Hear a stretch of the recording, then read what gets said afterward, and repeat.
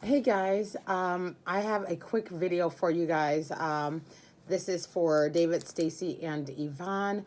You guys are going to be serving at the auto show tomorrow. That is going to be from technically 4:30 to 8:30, and I'm kind of looking over here, double checking my notes because yes, we're there 2 days, 4:30 to 8:30, and I presume that me and Yvonne are going to be driving to the city together. I presume that we won't leave. What's this called? Glen Ellen, probably until possibly 3 o'clock, which would put us in Chicago around 4. I'm concerned that, well, I'll have to check out what our event looks like. We have an event earlier in the day from 11 to 2, and then our setup is technically supposed to be from like 4 to 4:30, but that's just not gonna be possible. So I'm gonna try to have a very slim operation, so that we can get in and get set up and then have as much engagement as possible. I'm not sure what the auto show's like. Like, it's constantly going, so I'm not sure if we're gonna be like trucking things in and setting up while people are like walking around. That's probably gonna be the case. So I'm gonna really need your guys's, all of you guys. I know your ability to move quickly, and I'm gonna be delegating and then kind of taking the details of this video and then just like going. So this is what we call out of the village event. In the village is what we call our P1 events, and those P1 primary events are Christian audience, Christian concert. This is not a Christian audience, so there's going to be a lot of people that are wondering who we are. So this is going to be probably the main thing that we need to focus on, is that people are going to be like, well, who are you guys? Who's the Clove?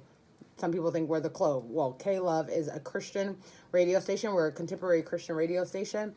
They can find us on the dial at 97.9. Any details that are like well beyond your knowledge, you don't have to know the answer. Feel free to say, I don't know that, but Diane over here, she can help you out. Or, I could definitely get back. I'm a volunteer and I don't know all of the details, but we could definitely give you those answers. But you can give them the listen up card that's always on our booth. It allows people to know where they can find us on the dial, where they can find us on social media, some of the other signals in the local area. But you could tell them we're commercial free, how we're supported. Like, you don't have to say that, but how we're commercial free is because our listeners provide. And our pledge drive actually starts tomorrow for K-Love. And so a lot of other radio stations, people provide for them, but it's like Bob Rohrman, his car dealership provides through commercials, through money to advertise. And so ours is just the same, but through our generous donors, because they are investing in what is investing in their lives. That's a long-winded answer, but you could just simply say contemporary Christian music. 40% of our listeners don't even consider themselves churchgoers or even Christians, so it's really great for family. Our demographic are young, active families in the 35 to 55 range. Our signal is on the Sears Tower, which is the old loop, which a lot of people might say. You can say, yeah, this is a great opportunity for you to listen in your car. You can listen on our K-Love app and stream it through your car. You can listen on iHeart. You can play it through Alexa. We're on every continent listens to K-Love. We have 10 million listeners a day.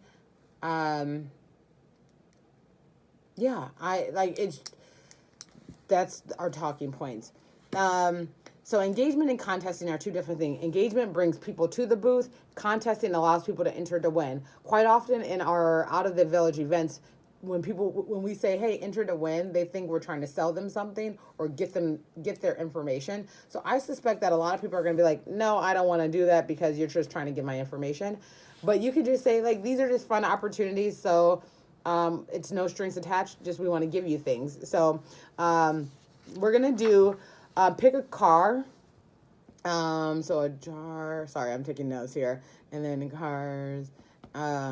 So pick a car out of the bowl, and it's gonna have like a little mark on it. If it has a K and a heart on it, that means they get a prize. If it doesn't have a K or a heart, then they get a piece of candy.